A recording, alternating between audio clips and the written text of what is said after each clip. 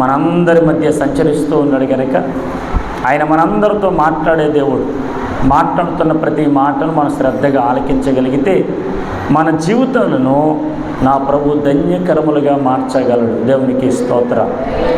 చదివబడినటువంటి లేఖన భాగం కీర్తన గ్రంథం 34వ సంకీర్తన 6వ చరణంలో రాయబడిన మాట, ఈ దీనుడు మొరపెట్టగా యెహోవా ఆలకించెను. దేవునికి స్తోత్రం.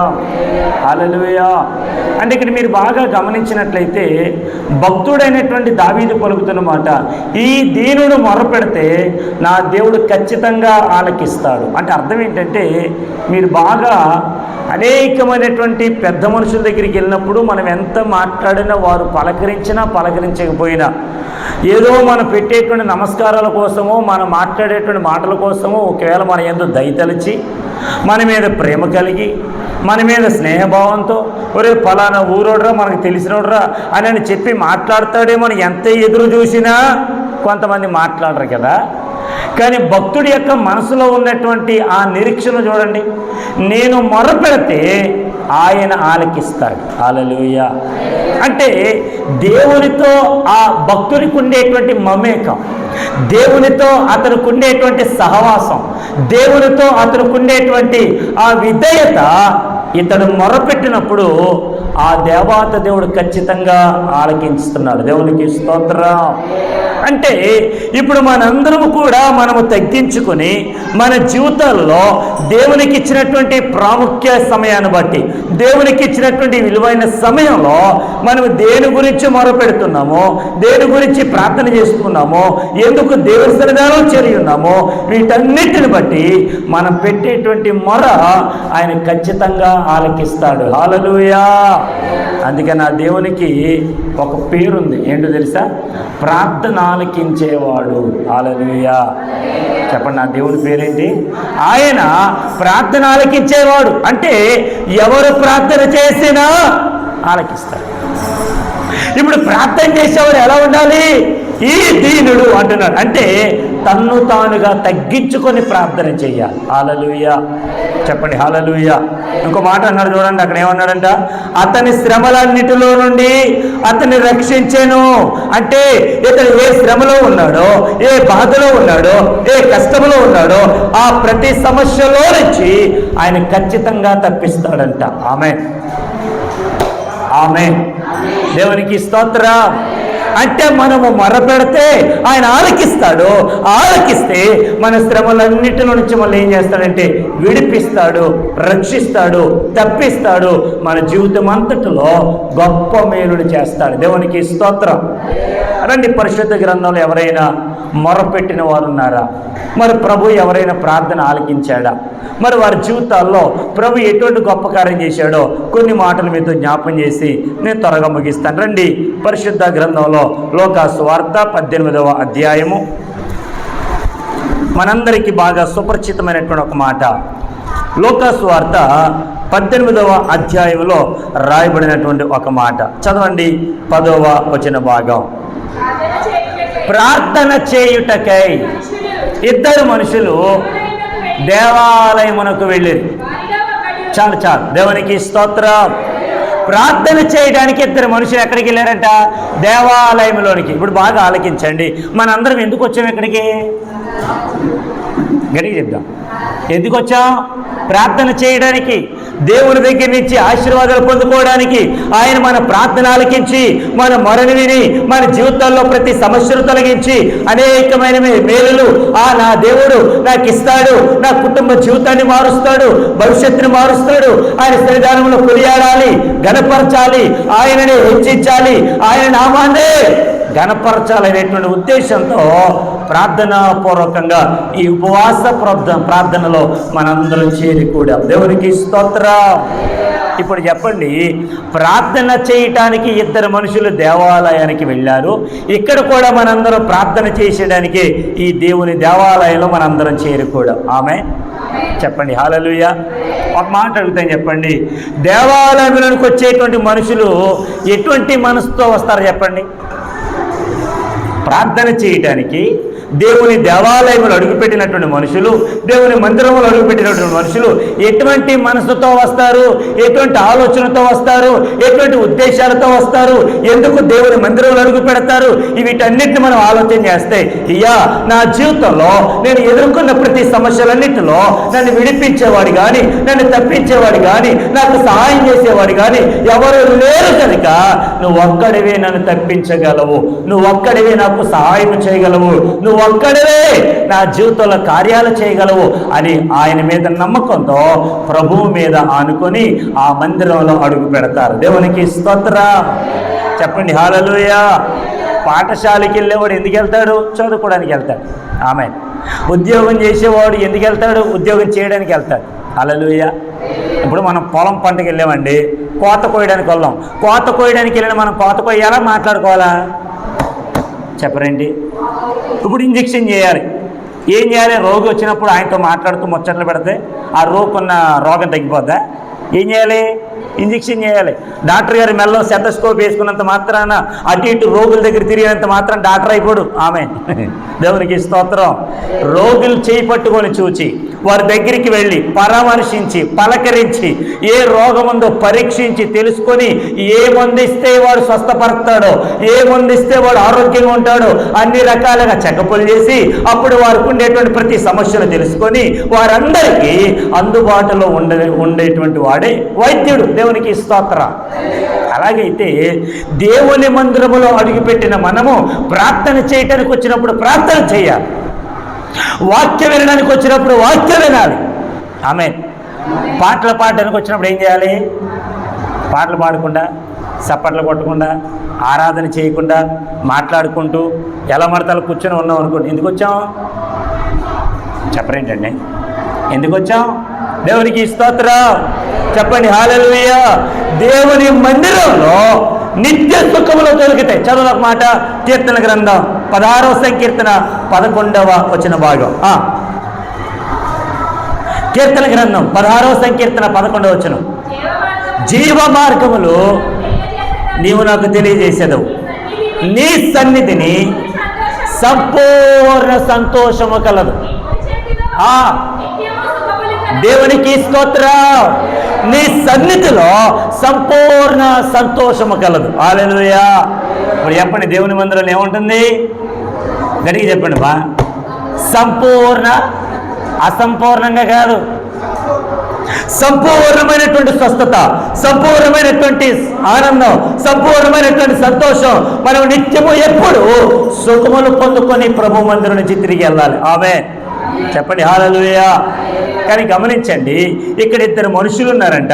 వారు ఎందుకు వెళ్ళారని అడిగితే ప్రార్థన చేయడానికి దేవాలయంలో అడుగు పెట్టారు. హల్లెలూయా. మరి వీళ్ళిద్దరు ప్రార్థనలో దేవుడికి ఏ ప్రార్థన నచ్చింది? వీళ్ళిద్దరు ప్రార్థనలో దేవుడి యొక్క సన్నిధానానికి ఏ ప్రార్థన చేరింది? ఇద్దరు మనుషులు చేసిన ప్రార్థనలో ఎవరు నీతిమంతులుగా తీర్చబడ్డారు? ఎవరు ఉపకారాన్ని పొందుకున్నారు? ఎవరు ప్రార్థన దేవుడు అంగీకరించి అతని శ్రమలన్నింటిలో నుంచి ఎలా తప్పించాడని అడిగితే ఇక ముందుకు వెళ్ళదని చదువుతుంది. వారిలో ఒకడు పరిసయ్యుడు, ఒకడు సుంకరి. దేవా, నేను చోరులను, అన్యాయస్తులను, వ్యభిచారులనైనా, ఇతర మనుషుల వలనైనను, ఈ సుంకరి వలనైనను ఉన్ననందుకు నీకు చెల్లించుచున్నాను. 2 మారులు చేస్తున్నానయ్యా, చెల్లిస్తున్నాను. దేవునికి స్తోత్రం చెప్దండి బిగ్గరగా, హల్లెలూయా. ఒకడు సుంకరి, ఒకడు పరిసయ్యుడు. ఆమేన్. ఒకడు ఎవడంట? ఒకడు పరిసయ్యుడు, ఒకడు సుంకరి. ఇప్పుడు వీడు ఏమో డైరెక్ట్గా దేవాలయంలోకి వెళ్ళిపోయాడు. ఎప్పుడైతే దేవాలయంలోనికి డైరెక్ట్గా వెళ్ళిపోయాడో, ప్రార్థన చేస్తూ ఉన్నాడో, ఆ ప్రార్థనలో వాడు చేసే ప్రార్థన ఎట్లుందో చూసారా? ఏమన్నాడు తెలుసా? దేవా, చెప్పాలి ఏమన్నాడు? దేవా, అసలు నేను ఎవరినో తెలుసా? దొంగని కాదు నేను. చెప్పండి ఏమన్నాడు? నేను చోరుల్ని కాను. చోరుడు అంటే దొంగలు, అన్యాయస్తులను, అన్యాయంగా ఉండేటువంటి అబ్బాయినైతే కాదు నేను. వ్యభిచారుల వలె, అయ్యి బాబు అసలు వ్యభిచారిని కాదండి. ఇంకో మాట, ఇతర మనుషుల వలె అసలు లేనయ్యా నేను. ఇంకో మాట అన్నాడు, ఈ సుక్కరి వలె కూడా నేను. చెప్పాలి. అసలు ఈ ప్రార్థనలో భక్తి ఉందంటారా? మాట్లాడాలి. వీడు చేసేటువంటి ప్రార్థనలో దేవుడు వీరి మొడ ఆలకిస్తాడా? దేవుడు వీరి ప్రార్థన ఆలకించి ప్రతిఫలం ఇస్తాడంటారా? దేవుడి ప్రార్థన ఒకవేళ ఆ మొరని విని వీడు అనుకున్నట్లుగా చేయగలడా? ఇదంతా ప్రార్థన ఎలా ఉందంటే స్వార్థపూరితమైన ప్రార్థన. చెప్పండి, ఏం ప్రార్థన? స్వార్థపూరితం. రెండు హెచ్చించుకున్నాడు. కొంతమంది భలే ఉంటారండి. ఇంట్లో తల్లిదండ్రులు పెద్ద కొడుకుని ఒకలాగా, చిన్న కొడుకుని ఒకలాగా చూశారనుకోండి, వాళ్ళిద్దరి మధ్య తారతమ్యాలు వచ్చేసినప్పుడు ఒకడినొకడు హెచ్చించుకోవడానికి ఎప్పుడు కూడా వెనకాడాడు. రే, నేను నీకంటే గొప్పవాడిరా, నేను నీకంటే మంచోడిరా, నేను నీకంటే మంచి పనులు చేస్తున్నానురా అని చెప్పుకోవడంలో ఎంత మాత్రం కూడా వెనుకబడేటువంటి వారైతే కాదు. దేవునికి స్తోత్రం.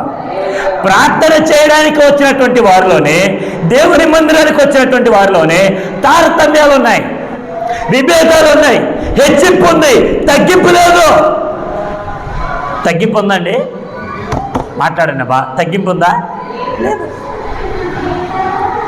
కీర్తన గ్రంథం 34వ సంకీర్తన 6వ వచనంలో ఈ దీనుడు మొరపెట్టగా, అంటే గమనించండి, ఎంత దీనంలో ఉంటే అంత గొప్పగా హెచ్చిస్తాడు నా దేవుడు. ఆమె ఎంత తగ్గించుకుంటే అంతగా హెచ్చిస్తాడు నా దేవుడు. ఇప్పుడు దేవుని దేవాలయంలో ప్రార్థన చేయడానికి వచ్చినప్పుడు, ఆరాధించడానికి వచ్చినప్పుడు, మహిమపరచడానికి వచ్చినప్పుడు నిన్ను నువ్వు తగ్గించుకోవాలి, ఆయనను మాత్రమే హెచ్చించాలి. దేవునికి స్తోత్రం. చెప్పండి హల్లెలూయా. ఇక్కడున్న కూడి ఉన్న మనందరము కూడా సమానమే. ఒకడు పెద్దవాడని లేడు, ఒకడు చిన్నవాడు. దేవుని మందిరంలో, దేవుని దేవాలయంలో ఏ ఒక్కరు కూడా తారతమ్యాలు చూపించకూడదు, ఏ ఒక్కరు కూడా విభేదాలు చూపించకూడదు. అందరూ సమానమే. ఇద్దరు మనుషులు దేవాలయంలోకి వెళ్ళారు, మంచిది. ప్రార్థన చేయడానికి వెళ్ళారు, ఇంకా మంచిది.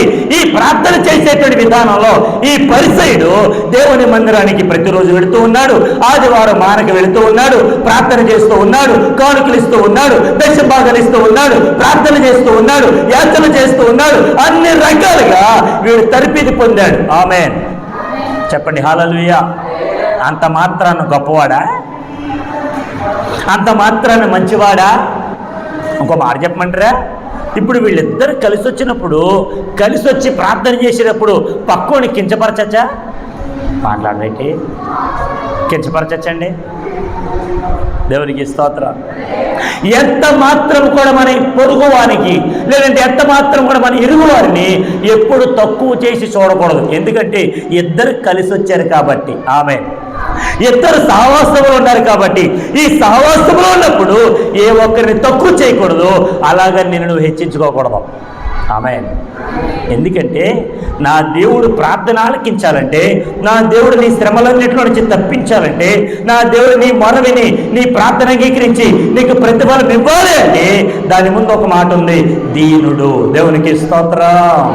దీనుడు. తగ్గించుకో. నీ ప్రార్థన దేవుని సముఖమునకు వెళ్ళాలంటే, నీ ప్రార్థన ఆయన అంగీకరించాలంటే, నువ్వు చేసేటువంటి మారా ఆయన సన్నిధికి చేరాలి అంటే first we have to humble our self. మనల్ని మనము తగ్గించుకోవాలి, దీనత్వంగా మారిపోవాలి. దేవునికి స్తోత్రం. చెప్పండి హల్లెలూయా. ఒక మాట చెప్పంటారా? దేవుని మందిరములు తగ్గించుకున్న వారి స్థితి ఎప్పుడూ తక్కువ కాలేదు. దేవుని మందిరంలో తను తాను తగ్గించుకున్న వారి యొక్క బ్రతుకు, వారి స్థితి ఎప్పుడు నా ప్రభు తగ్గించలేదు. ఎప్పుడు వారిని పైగానే చేశాడు తప్ప, తలగానే చేశాడు తప్ప, తోకగా నా ప్రభు చేయలే. ఆమేన్. చెప్పండి ఆమేన్. ఇప్పుడు చెప్పండి, మనందరం ప్రార్థన చేసేవాళ్ళమే, మనందరం తగ్గించుకొని స్వభావం కలిగి దేవుని ఎదుట ప్రార్థన చేసామనుకోండి, నా ప్రభు మనల్ని హెచ్చించడంటారా? మన ప్రభు మన గొప్పవారిగా చేయరంటారని అడిగితే ఖచ్చితంగా చేస్తాడు. దేవునికి స్తోత్రం. చెప్పండి హల్లెలూయా. మనుషులు మనల్ని ఎప్పుడైతే పొగుడుతున్నారో పొగిడినటువంటి నోటితోనే తిడతారు. ఆమేన్. మనుషులు ఎప్పుడైతే మనం బాగా పొగుడుతున్నారో ఈ పొగడ్తలు ఎక్కువైపోయానుకోండి, అదే నోటి చేత మరలా మన కిందకి దించుతారు.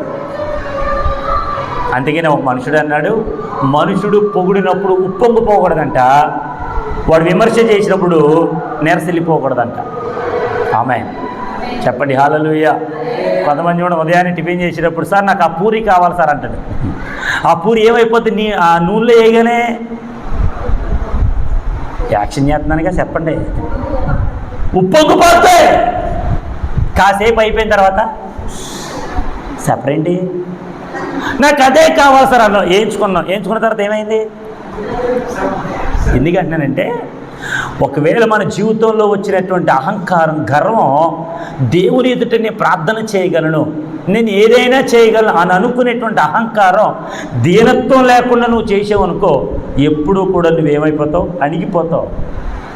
నా దేవుడు నన్ను తక్కువ చేయడానికో, అనగదొక్కడానికో, పాతాళాన్ని పంపడానికో అని ఎంతమాత్రం ఇష్టపడలేదు. పాతాళానికి చేరిపోతున్న నిన్ను తన కుడి చేత పట్టుకొని లేవనెత్తాడు. ఇప్పుడు లేవనెత్తిన నా ప్రభు దగ్గర మన స్థితిగతులు ఎలా ఉండేది చెప్పండి? తగ్గించుకున్న వారి బ్రతుకును నా ప్రభు ఖచ్చితంగా హెచ్చిస్తాడు. దేవునికి స్తోత్రం. ఈ పరిసరుడు చేసే ప్రార్థన, అయ్యా నేను చోరులుగా లేను, ఇదిగో దొంగలుగా లేను, అన్యాయస్తులుగా లేను, అసలు వ్యభిచారులుగా లేను, ఇతర మనుషుల వలె ఎవరి వల్లనే లేను. ఇంకో మాట చెప్పంటారా, ఈ యొక్క సుంకరి వల్ల కూడా నా బ్రతుకు లేదయ్యా. నా బ్రతుకు చూడు ఎంత బాగుందో, నా ప్యాంటు షర్ట్ చూడు ఎంత బాగుందో, అసలు నేను ఎంత అందంగా ఉన్నాను చూడు, అసలు నేను ఇచ్చే దశం భాగాలు చూడు, నేను చేసేటువంటి ఉపవాసాలు చూడు అని తన కోసం తన గొప్పలు చెప్పుకుంటూ హెచ్చించుకుంటూ ప్రార్థన చేస్తున్నాడు. దేవునికి స్తోత్రం. ప్రార్థనలో 2 రకాలు ఉన్నాయి. ఆమె ప్రార్థనలో 2 రకాలు. ఒకటి నిన్ను నువ్వు హెచ్చించుకుని చేసే ప్రార్థన, 2 దేవుని ఎదుట నిన్ను తగ్గించుకుని చేసే ప్రార్థన. హెచ్చించుకునేటువంటి ప్రార్థన దేవుడిని హెచ్చిస్తాడు అనుకుంటున్నావేమో. గుండెలు బాదుకొని కన్నీరు కార్చి తగ్గించుకొని చేసేటువంటి ప్రార్థన నా ప్రభుకి ఇష్టమైన ప్రార్థన. దేవునికి స్తోత్రం. చెప్పండి హల్లెలూయా.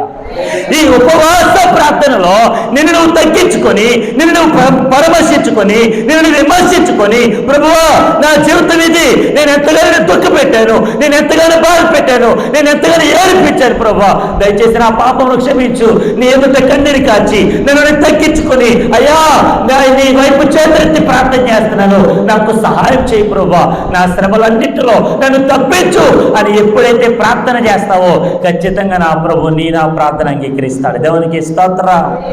చెప్పండి హల్లెలూయా.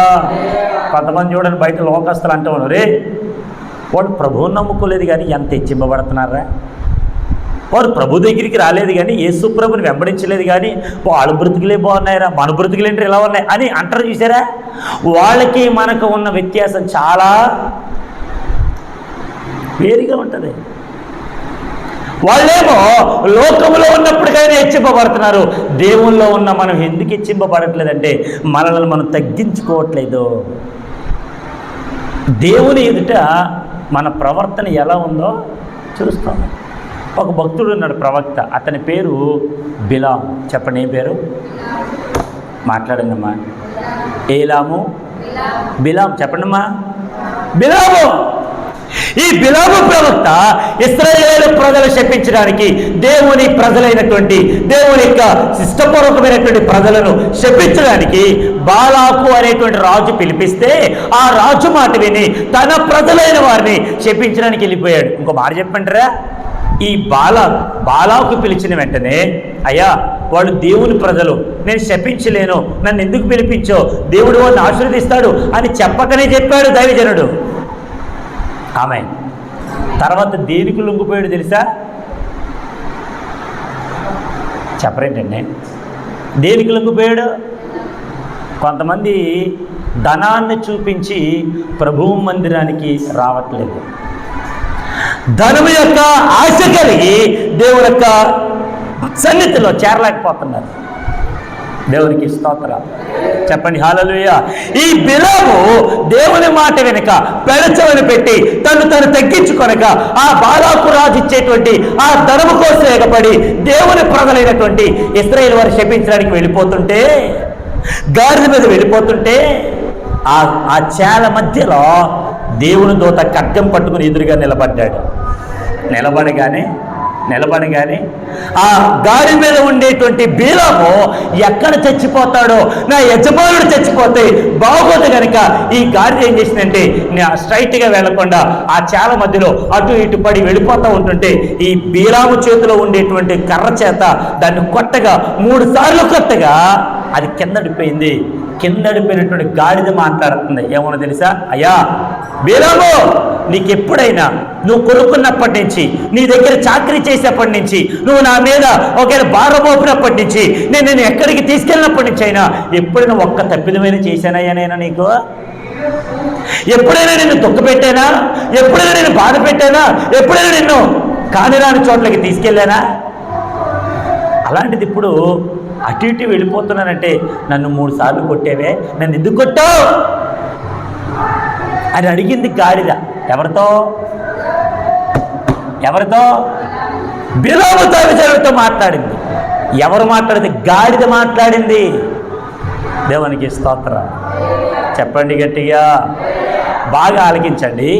ఈ గాడిద మాట్లాడుతుంటే గాడిద మీద ఉండేటువంటి వీడికి అర్థం కావాలా? ఆమె గాడిద మాట్లాడటం ఏంట్రా? ఎప్పుడు మాట్లాడేటువంటి గాడిద ఇప్పుడు నా వైపు తిరిగి నేనే తప్పు చేశాను, నన్ను ఎందుకు ముమ్మారు కొట్టావు అని గాడిద అడగడం ఏంటి అని అర్థం చేసుకోలేక ఇప్పుడు ఈ గాడిద అడిగిన ప్రశ్నకి ఇప్పుడు ఈ గాడిద మీద కూర్చున్న మరో గాడిద జవాబు ఎత్తాడు. ఎవరైనా? బిలాము ప్రవక్త, దైవజనుడు, దైవ సేవకుడు, దేవుని ప్రజల ఎదుట, దేవుడు సముఖం ఎదుట ఆయన ఇచ్చినటువంటి మాటను ప్రకటించేటువంటి వాడు. ఇప్పుడు గాడిద ఎదురు తిరిగి ప్రశ్నేస్తే ప్రశ్న అడిగినటువంటి గాడిదకి ఇప్పుడు ఈ దైవజనుడు జవాబిస్తున్నాడు. ఇదిగో, నీవు నన్ను సరైనటువంటి త్రోవలో తీసుకెళ్ళట్లేదు, నువ్వు అటు ఇటు నాకు తీసుకెళ్తా ఉన్నావు అని ఎప్పుడైతే మాట్లాడుతూ ఉండేసరికి దేవుని దేవదూత ఎప్పుడైతే ఎదురుగా ఖడ్గం పట్టుకుని నిలబడ్డాడో దేవుడు అతని కన్నులు తెరవగా ఆ మనోనేత్రంతో ఎదురుగా నిలబడినటువంటి ఖడ్గం పట్టుకున్నటువంటి దేవదూతను చూడగానే ప్రభువా నన్ను క్షమించిన ఆయన అంటున్నాడు. దేవునికి స్తోత్రం. చెప్పండి హల్లెలూయా. ఇప్పుడు దేవదూత మాట్లాడుతున్నాడు. ఏమో తెలిసి, ఇదిగో నిన్ను రక్షించడానికి దీనిని ముమ్మారు కొట్టావే, నిన్ను రక్షించడానికి నీ గాడిద చచ్చిపోయిందిరా. వీలైతే నిన్ను చంపి ఆ గాడిదను రక్షించేవాడిని నేను. డబ్బుందని, అన్నం ఉందని, ఐశ్వర్యం ఉందని, మేనమెత్తులు ఉన్నాయని అనేక రీతిలుగా గర్వాంగులు అయిపోతున్నావేమో. ఓ ప్రియ దైవజనుడా, ప్రియ విశ్వాసులారా, సంఘ బిడ్డలారా, ఓ నా ప్రియ సహోదరులారా, నా మాట విను. తగ్గించుకో, దేవుడితో కలిగి ఉండు, ప్రార్థన చేయి. ఖచ్చితంగా నీ శ్రమలన్నిటిలో ఆయన తప్పిస్తాడు. దేవునికి స్తోత్రం. చెప్పండి గట్టిగా హల్లెలూయా. చెప్పండి. వీలైనంత వరకు గాడిదను కొడుతూ ఉంటుంటే దేవదూత చూశాడు కదా, అయ్యా దాన్ని ఎందుకు కొడుతున్నా, దాన్ని వదిలేని చెప్పి బ్రతికించచ్చు, దాన్ని సేవ్ చేయొచ్చు, రక్షించచ్చు. ఈ యొక్క దైవజనుడైనటువంటి బిలాము కన్నులు తెరవ చేయడానికి అతను ఎప్పుడైతే ముమ్మారు గాడిదను కొట్టాడో గాడిద చచ్చిపోయింది, దైవ సేవకుడు బతికిపోయాడు. ఎందుకు చెప్తున్నా తెలుసా? గాడిద తగ్గించుకుంది, దైవజనుడు భారాన్ని మోసింది. దైవజనుడు ఎటు వెళ్తే ఎటు తీసుకెళ్ళమంటే అటు తీసుకెళ్ళింది. కానీ దైవజనుడు రక్షించడానికి ఆ గాడిద ప్రాణాలు వదిలేసింది. దేవునికి స్తోత్రం. చెప్పండి హల్లెలూయా. ఈరోజు నీ దీనత్వాన్ని బట్టి నువ్వు ఒక్కడివే హెచ్చింపబడవు, నీవు నీ కుటుంబం కూడా నా దేవుడు హెచ్చిస్తాడు. దేవునికి స్తోత్రం. నిన్ను బట్టి నీ కుటుంబం అంతా కూడా హెచ్చింపబడతారు. నీ దీనత్వాన్ని బట్టి నీ కుటుంబం అంతా రక్షింపబడతారు. నీ దీనత్వాన్ని బట్టి, తగ్గింపు ఉండేటువంటి స్వభావాన్ని బట్టి అనేక మంది మార్చబడడానికి నా ప్రభు సహాయం చేస్తాడు. దేవునికి స్తోత్రం. ఈ పరిసరుడు ప్రార్థన చేస్తున్నాడు, అయిపోయింది ప్రార్థన. ఇప్పుడు రెండో వాడు ప్రార్థన చేస్తున్నాడు. ఎట్లా ఉంది చూడండి రెండో వాడు ప్రార్థన. లోక సువార్త త్వరగా 18. అయితే సుంకరి దూరముగా నిలుచుండి ఆకాశము వైపు కనులెత్తుడికైనను ధైర్యం చాలక రొమ్ము కొట్టుకొనుచు, దేవా పాపినైన నన్ను రక్షించు. చాలు. అందులో మూడు పదాలు ఉన్నాయండి. ఎన్ని పదాలు? ఒకటి దేవా అన్నాడు, పాపినైన నన్ను అన్నాడు, ఏమన్నాడు మూడోది? కరుణించు. దేవునికి స్తోత్రం. మరొక మాట చెప్తాను, బాగా ఆలకించండి. ప్రార్థన చేయమన్నప్పుడు మనం దేనికోసమైతే ప్రార్థన చేయాలో అది నేర్చుకోవాలి. ఆమె దేవునికి స్తోత్రం. ఆరాధన కొరకు లేదంటే వాక్యం కొరకు ప్రార్థన చేయమని దేని కొరకు చేయాలి? మాట్లాడాలి, వాక్యం కొరకే చేయాలి.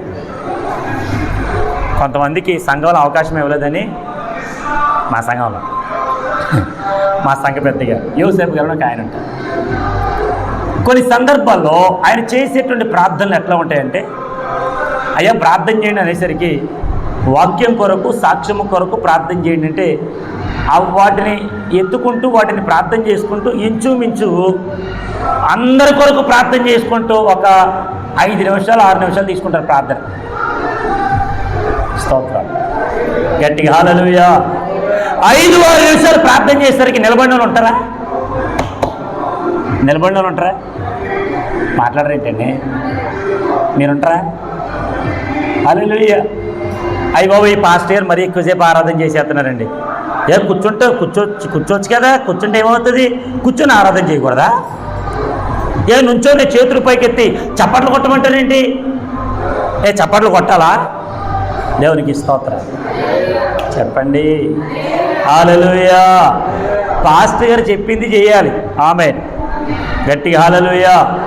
అది దేవునికి ఎంతో ఇష్టమైనది. నేను ఎప్పుడైతే ఒక మాట అన్నాను, అయ్యా ప్రార్థన ఎవరి కొరకు చేయాలో ఎందుకొరకు చేయాలో నేర్చుకోండి. ఆమె కొంతమంది ప్రార్థన ఇక్కడ స్టార్ట్ చేస్తారు భీమవరంలో. ఈ భీమవరంలో స్టార్ట్ చేసి అలాగా ఆకివీడు వెళ్ళి, అటు కలిదిండి వెళ్ళి, అలా విజయవాడ వెళ్ళి, అలా మొత్తం చుట్టూ తిరిగి అప్పుడు భీమవరం వస్తారు. ఉంటారా ఎవరైనా? మాట్లాడరేంటండి? ఉంటారా? ఎవరు ఉండరు. నేను ఒక్కనే ఉండాలి. దేవునికి ఇష్టపడతారు. చెప్పండి గట్టిగా హల్లెలూయా. నేను ముగిస్తున్న ప్రియ దేవుని బిడ్డలారా, ఈ సుంకర్ చేస్తున్న ప్రార్థన చూడండి. దేవా పాపినైన నన్ను కరుణించు. దానికి ముందు దేవాలయంలోనికి వెళ్ళలేదు, ఆకాశం వైపు కనులెత్తి రొమ్ము కొట్టుకొనుచు. ఆ కన్నులెత్తుటికైనా ధైర్యం చాలేదంట. గట్టిగా తన రొమ్మును గుర్తుకుంటున్నారంట. అయ్యా నేను పాపిని, నన్ను రక్షించు, నన్ను కరుణించు. ఇద్దరు ప్రార్థన చేశారు. ఒకడు పరిసయ్యుడు, ఒకడు సుంకరి. ఇద్దరి ప్రార్థనలో నా దేవునికి ఏ ప్రార్థన నచ్చింది? గట్టిగా చెప్పండి అమ్మా, మాట్లాడండి గట్టిగా. వీళ్ళిద్దరు చెప్పట్లేదు. నువ్వు చెప్పమ్మా. ప్రార్థన ఎవరు ప్రార్థన? గట్టిగా హల్లెలూయా. సుంకరి. ఈ సుంకరి ప్రార్థన నచ్చేసరికి అతని కంటే ఇతడు నీతిమంతుడిగా తీర్చబడ్డాడు. దేవునికి స్తోత్రం. గట్టిగా హల్లెలూయా. డబ్బుంటే పని అయిపోద్ది అనుకుంటే రావదు, తగ్గించుకోవాలి. దేవునికి స్తోత్రం. ఫర్ ఎగ్జాంపుల్ చెప్పంటారా, ఈ మందిరం కొరకు, ఈ మందిరం యొక్క నిర్మాణం కొరకు మనం ఎంతమంది దగ్గరికి ఎత్తి వెళ్ళాము? మరలా చెప్తున్నాను, సంఘముగా, సంఘ పెద్దలుగా, సంఘ కాపరుగా ఎంతమంది అయితే మనం కొంతమంది దగ్గరికి వెళ్ళామో వాళ్ళ దగ్గరికి వెళ్ళిన తర్వాత ఎలా మాట్లాడితే ఇంత మందిరం అయింది? ఆమె గట్టిగా హల్లెలూయా. నిజం చెప్పాలంటే దేవుడు గొప్పవాడు. ఈ గొప్పవాడు మనం అడిగేటువంటి మనుషులకు మంచి మనసు ఇచ్చాడు. ఆమె మంచి మనసు ఇచ్చినప్పుడు వారు ఎదుట మనం ఎలా ఉండాలి? తగ్గించుకొని, అయ్యా ఇదిగో పలానా మందిరం కట్టుకుంటున్నాం మేము, అయ్యో మీరు పెద్దవారు, మంచి మనసు ఉన్నవారు, కొంచెం మాకు సహాయం చేయండి అంటే చేయరా? మాట్లాడరేంటండి? చేయరా? ఒకవేళ అలా కాకుండా డైరెక్ట్గా డబ్బు ఇవ్వచ్చు కదా, నువ్వు కట్టుకుందాం మేము అని అడగండి. ఇతరా? మాట్లాడరేంటండి? ఇతరా? అది దేవునికి స్తోత్రం. ఇవ్వచ్చు కదా, ఏమైపోతే పట్టుకుపోతాయండి మొత్తం ఇవి కొంచెం ఇతరా? దేవునికి స్తోత్రం. మనం తగ్గించుకోవాలి, మన దేవుని కనుపరచాలి. యేసు ప్రభుల వారి యొక్క స్వభావం, ఆయన ప్రేమ స్వరూపుడు, తగ్గించుకున్న స్వభావం. అనేక మంది దగ్గరికి వెళ్ళినప్పుడు, ఆ స్వార్థను ప్రకటిస్తున్నప్పుడు అనేక మందిలో ఆ ప్రేమ కనబడాలి. దేవునికి స్తోత్రం చెప్పండి, హల్లెలూయా. ప్రియ దేవుని బిడ్డలని ముగిస్తూ ఉన్నాను. మనం ఎంతైతే తగ్గించుకుంటామో అంతగా మన ప్రభు మనల్ని హెచ్చిస్తాడు. ఆమేన్. మన మొర ఆలకిస్తాడు. ఆమేన్. మన శ్రమలన్నిటి నుంచి తప్పిస్తాడు. ఆమేన్. కాబట్టి ఇప్పుడు చెప్పండి, మనం చేసే ప్రార్థన ఎలా ఉండాలి? దేవునికి ఇష్టంగా ఉండాలంటే మనల్ని మనం తగ్గించుకుందాం, నా దేవుని హెచ్చిద్దాం. మన ప్రార్థన ఆలకించే దేవుడిని మన ఘనపరిచి మన శ్రమలన్నిటి నుంచి తప్పించుచున్న మన దేవుడిని ఇంకనూ అనేక మందికి తెలియపరుద్దాం. ప్రభువు నామాన్ని చాటుదాం. దేవుడి మాటలు మన వినికిడిలో దీవించును గాక. ఆమెనందరూ మోకరించండి, ప్రార్థన చేసుకుందాం. ప్రార్థన ప్రార్థన ప్రార్థన.